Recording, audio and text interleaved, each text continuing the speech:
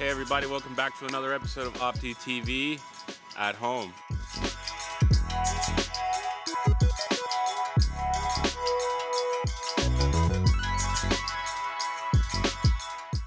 Augustine is the Chief Development Officer for the Canadian Optimisting Association, as well as the head race coach for the Canadian Youth World Squad and the head race coach for the Royal Nova Scotia Yacht Squadron race team. Let's listen in and see what he thinks about the Opti class in North America, how to grow the sport, and some things that maybe we should be looking out for in the next few years. Let's do it. Augustine, thanks for coming on and chatting with me a little bit about your experiences over there in Nova Scotia and Opti sailing in North America. So my first question is, how are you? I'm good. Thank you. First of all, thank you for inviting me to be part of this. I'm really excited about this initiative that you've taken over. I think it's going to be a great contribution to all of the sailors that are out there missing their Opti sailing, and it's actually, I think it's going to get them very, very excited for our upcoming season. Yeah, I agree because for those kids who are watching and those who aren't watching, I think the more content we create, the more ways we come up with of engaging them, is going to be beneficial to everybody as soon as we're able to sail again as normal. So, for those who are tuning in and don't know who you are, Augustina, how did you start sailing? Well, I come from a sailing family, I would say. Both ends of my family had a sailing background. But interesting enough, I didn't like sailing when I first tried it. So it took some time and different ways for me to actually find love with sailing. Wow, so you've gone from learning to sail in Argentina, coming up there, and then moving to Canada and coaching worldwide. What do you think, Augustine, that brings to your perspective in the Opti class? Even though I don't dedicate myself on my on-water coaching time with Optis much, but I'm a huge believer that the Opti, it's a fantastic avenue to develop a lot of kids to fall in love with the sport. Well, obviously, we agree. But, did you have a coach when you were growing up sailing Optis in Argentina? Yeah, I did. I got to say, I had fantastic coaches. As I was saying before, when I first tried Opti sailing, I was a little boy. I think I was 7 years old, and I actually didn't have the best experience. I didn't fit well in my social group. I didn't fit very well with the other kids. I didn't fit very well with the coaches that were there at the time. I didn't get into it right away. I actually didn't like it so much, and I ended up actually quitting the sport and playing rugby for 1 or 2 years. And then randomly, I got back into trying it again through a friend. And then that's when I thought about giving it another try. Had some like amazing coaches or some coaches that really, really inspired me. I made lots of really good friends when I was like 9 years old, trying it again. And from there on, I just never stopped. I think that's an experience a lot of kids can identify with because, that's a prototypical thing is that, some kids don't like sailing at first, but then they end up falling in love with it. But that's interesting that you say because you represented Argentina in Optis at the World Championships some years after that. Yeah, I was very fortunate. When I got into sailing for a second time and fell in love with it, I really enjoyed. I made lots of really good friends, and I really enjoyed making friends from different clubs as well. That got me to be interested in traveling to regattas outside of my hometown, and work really hard and train and enjoy every time I was out there on the water with my friends and my coaches, and that ultimately gave me the opportunity to qualify to represent Argentina at the Opti Worlds, and it was a fantastic experience for sure. What year was that you went to Worlds? That was 1999, actually. Just a little while ago. It's been over 20 years, actually. You're the development director for the Canadian Optimist Class Association. You've been seen around the world coaching, everything from Olympic Nacras to the Royal Nova Scotia Yacht Squadron Opti team. What about the Opti class makes you want to come back and work with it to try to bring it to the next level, both in Canada and in North America, perhaps worldwide? Well, I mean, I've been living in Canada for the last 10 years as the head race coach at the Royal Nova Scotia Yacht Squadron. And over the last 8 years, being the head coach for the Canadian Youth Worlds team. I mean, needless to say, it's very evident in not only in Canada, but in North America as well, that the Opti is a fantastic stream to develop not only high performance sailors, but lifelong sailors as well. Through all my years in Canada, I've been trying to contribute and to make and get more kids into sailing and try the Opti class in Canada and also across North America as well. Well, I think that the efforts that you're putting into the Opti class up there in Canada are starting to show, because it seems like the class is growing up there in Canada. And, what are your thoughts on that? Yes. So I am currently the development officer for the Optimus Dinghy Association. But over the last couple of years, I've been involved with the association, trying to bring in a stronger voice from the coaches across Canada into the association, because I believe the coaches play a huge role to building the class and building the future of our sport. So that has been a lot of my efforts over the last couple of years. A few years ago, we started what we called we initiated the Canadian Coaches Forum, which was basically the opportunity to bring all the Canadian coaches that were at the Canadian Optimist once a year to try to discuss the different matters and the different opportunities that they would see to try to develop the class, and also listen to them in terms of their thoughts on how we could do things better across the country.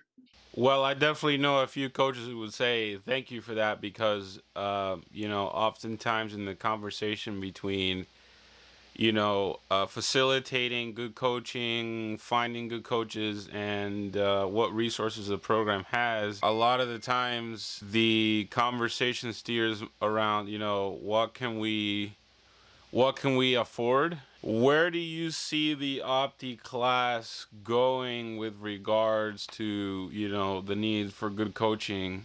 I think we have been improving over the last couple of years. We have improving the level of our Opti coaches at a racing level. I think there's also been an improvement in the curriculum in terms of for the Learn to Sail Opti coaches.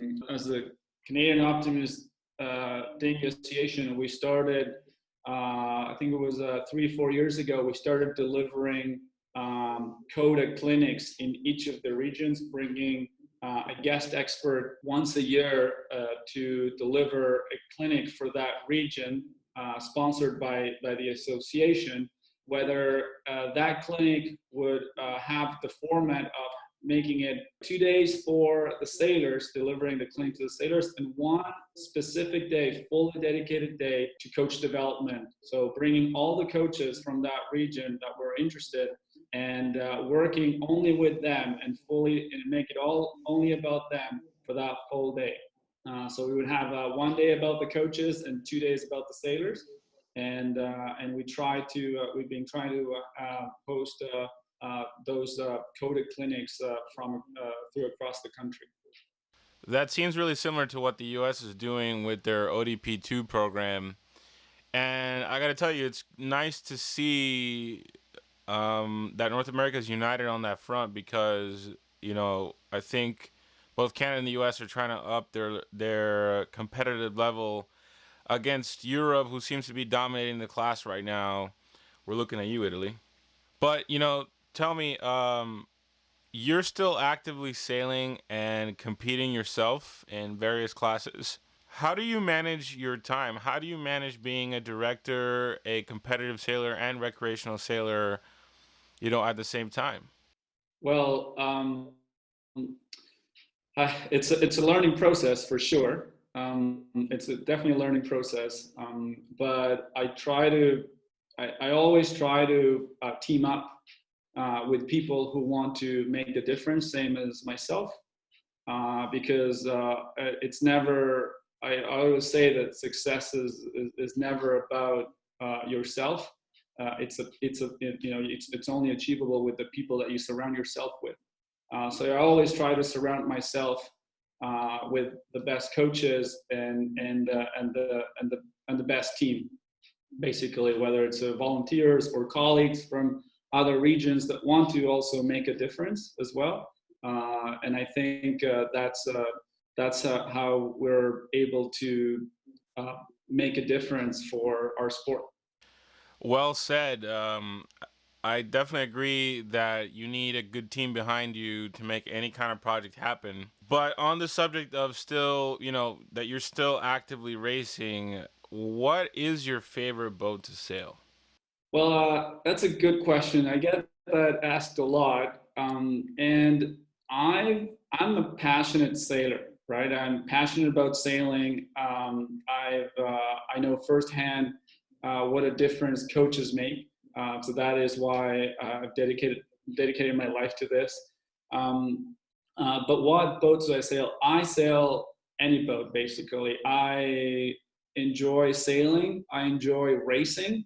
I'm a passionate racer. I go throughout the year. I get to race my wasp at regattas, and also I get I did some wasp regattas over last year, and at the same time I did some keelboat racing all the way till going spending a week in Monaco racing an old classic boat from the 1880. So Wow. and I really enjoyed it, and it was slow. It was slow. It didn't go upwind very well, but I really enjoyed it. I really enjoyed the competition, and I think every boat has something different to offer.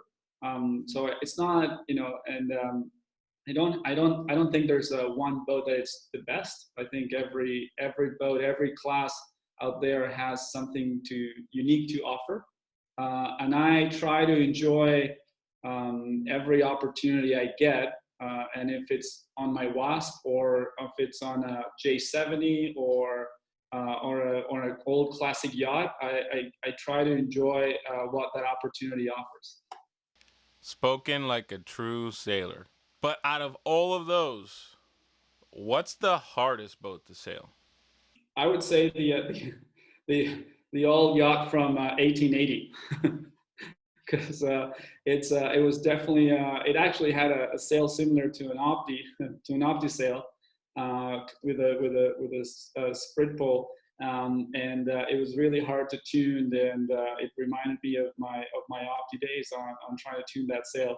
But of course I also should say I'm the learning curve into foiling. It's pretty challenging, but it's super exciting as well. That's very interesting because it seems like you live in the middle of the past and the future, which is the classic yacht and foiling. Where do you think the Opti fits in there with respect to bringing kids into that long tradition of sailing? Well, I think if the Opti can do for many kids what it did for me, which is developing the love for the sport, making lifelong friendships, and also developing lifelong skills like hard work and commitment and discipline. And I believe that the Opti still has will remain being a key component of our sport in the long term for sure. I believe I believe the Opti is already a very strong class. worldwide, and I truly believe that's going to continue happening for a long time, regardless on how much or sport which will go one way or the other. So once a kid develops a passion for sailing in the Opti class like you did, and brings themselves up to a level where they're hungry for that next step competitively. What do you think is out there nowadays for kids? Because I know that you're very involved with the Laser 4.7 as a competitive class for kids post Opti. What do you think is next for kids in the Opti class once they leave? Single handers, double handers? Well, I think it's up to the sailor's choice that matter. I think what I try to do a lot with the Opti sailors or and with parents is help them and guide them more into understanding the options and what is it that they would be interested and what is it that would be a better fit from where they are location wise, for example, and help them understand the outcomes of each of their decisions. I mean, as I said before, I don't have a preferred boat. I mean, my background is in sailing, has a different, multiple streams. So, I've sailed lasers for 70s. I've multi-hulls, and I think all of that. And I do a lot of kiteboarding as well.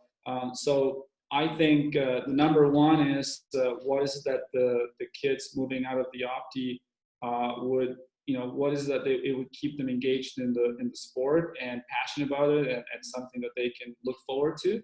I think that is the number one, and then understanding what are the classes available around them. There's kids that would be more interested in the racing stream, so it would be important to help them understand what would be the most competitive racing stream in their around their area, or if they're more into the not so much into the racing stream, well, give them the tools and the guidance to help them move forward with pursuing their passion. So you just mentioned that it's a process, it's a conversation between the coach, the parent, and the sailor. And I like that you point out what is available locally. But for you, what does that process actually look like? Is it a conversation that you're having with the sailor and the parent? Is it a series of meetings or interactions?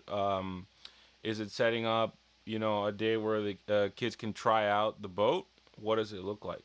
Well, usually what I do is an assessment. I have a meeting with the sailor's coach, and also sometimes as well we involve the parents at a second meeting, depending the case, especially when it comes to opties. And I think it's just having a very open discussion and being really good at communicating to the parents and to the sailor the different options and different avenues for what would be the next steps. I think in North America particularly, we have a really good single-handed stream in the laser class, where we have hundreds of laser regattas all over North America.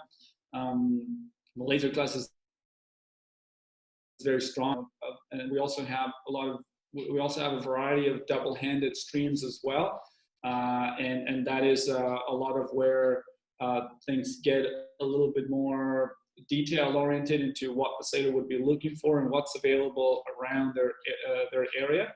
But again, for example, in the single-handed stream, yes, I have also over the last 3 years been working hard to develop the Laser 4.7 in Canada and in my region, because I truly believe it's a good platform to really get the young sailors introduced into the boat and allow them to keep developing the racing skills that they were developing in the Opti, for example. I think it's a really good avenue, and they get the opportunity, for example, to get onto a new boat after spending probably a couple of years in the Opti. They get into a new boat, and they can fairly quickly adapt to a boat where they're not completely overpowered, and that they can start applying the racing skills that already they already brought from the Opti, the same skills they already brought from the Opti, and start incorporating new ones.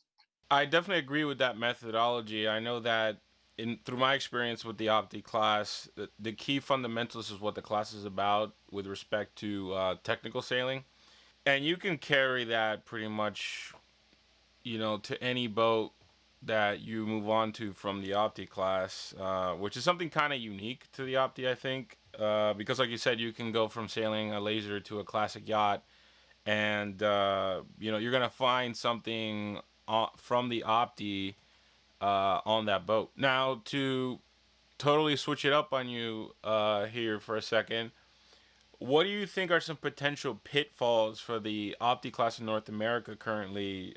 Something that you see that maybe we should be steering away from that's happening right now? Well, um, I think there's a few challenges ahead. One is, but I think that is across many sports. I think young kids, especially at the Opti age, they tend to get in some cases very overwhelmed with lots of activities. I'm a huge believer on a multi-sport approach at a young age. I believe I would always encourage Opti sailors, other sports beyond just Opti sailing. I do believe that it's a challenge sometimes when sailors are pulled into actions, and especially attracting them because they start seeing some success in different sports. We've all had cases as coaches where we have a young sailor who all of a sudden is being under a lot of stress because he's the captain of the baseball team, and he's a really good soccer player as well, and he's a really good Opti sailor as well, and all really good tennis player, and all his coaches or her coaches are telling them you got to put more into it, you got to put more into this, more into our sport, because you got to take it to the next level. I think that is one of the key concerns that I would monitor, and I would totally encourage always to keep an eye on, because I think our first priority is the well-being of our athletes. And other, I would say, is other challenges. I would say is trying to increase female participation. I think sailing is a fantastic sport, and we have a huge opportunity to be a sport that includes a much higher female participation than what we are currently including. Um, of course, uh, last but not least, cost. I think, particularly in North America, a lot of the high performance Opti programs are becoming very pricey, I would say, or very, very expensive. And I think that is, we have to be careful on how that how is that balances our sport as an overall in the big picture, in the big picture success of our sport. I'm not against it. I'm not against it having a stream for that. I would encourage people to consider whether in coach that is the most important stream that we need to pursue. So I would say that would be a few of the roadblocks I would say we might be looking into for sure. I think anybody who knows anything about developing Opti sailors, you know, to get a kid to like sailing, become competitive, wanting to travel, and doing well in the sport is hard enough in and of itself. But then, at every single step, it becomes more and more expensive. So, what do you think the class can be doing to ameliorate that situation? And what do you suggest to programs and coaches to mitigate costs for their participants?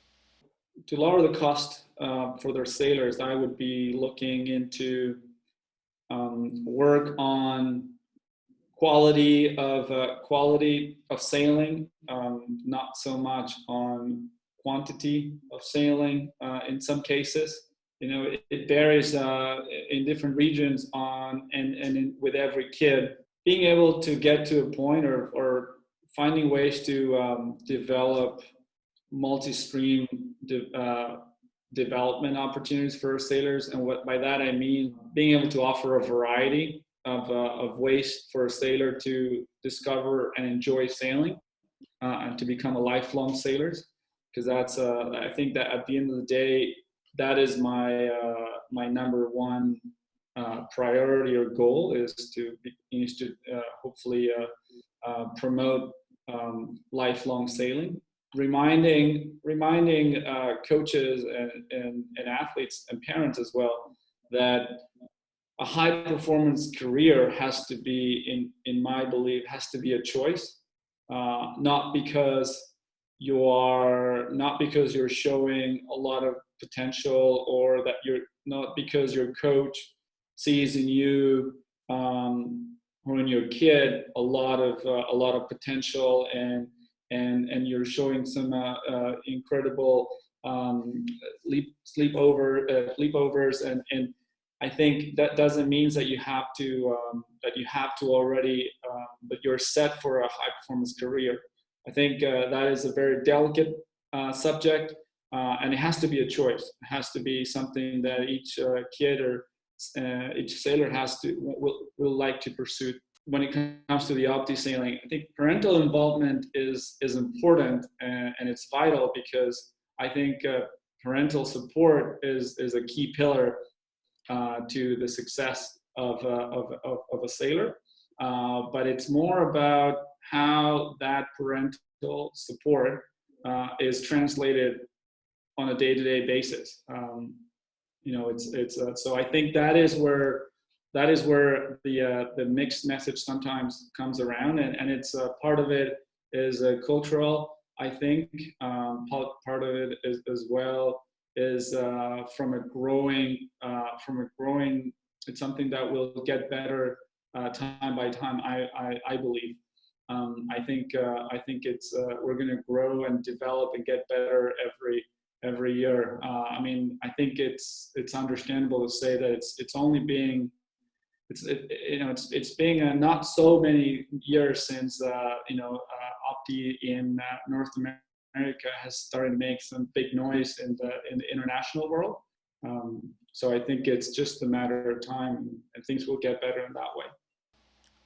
You know, in my experience, it's been that it's kind of mostly a cultural thing. Just because when I work with kids from the U.S. and that sail primarily in the U.S., parental involvement is very high, in the sense that they're always around. But when I work with kids from other countries, or maybe that sail in other countries primarily, parental involvement is very laissez-faire. It's let them go sailing, and if there's a problem, then we'll have to sort it out. But I don't know, it's just I don't want to say that it's an only American thing, but it's interesting to note. That is an interesting observation. I think from a parental side, I see it, for example, I get to see it every year when I go with the Canadian team, the World Sailing Youth World Championships, and it's very interesting to see that basically you have 68 countries bringing in their best 10, 12 athletes on each of the categories, and it's actually part of the event that no parents are basically allowed at the hotel or at the boat park or anything. That's only for the sailors and the coaches. And it is interesting to see that culturally, for Canada and the U.S., that is the countries that always you always see parents coming to support the team to the venue, where most, for example, most of the European countries, the athletes just go on their own.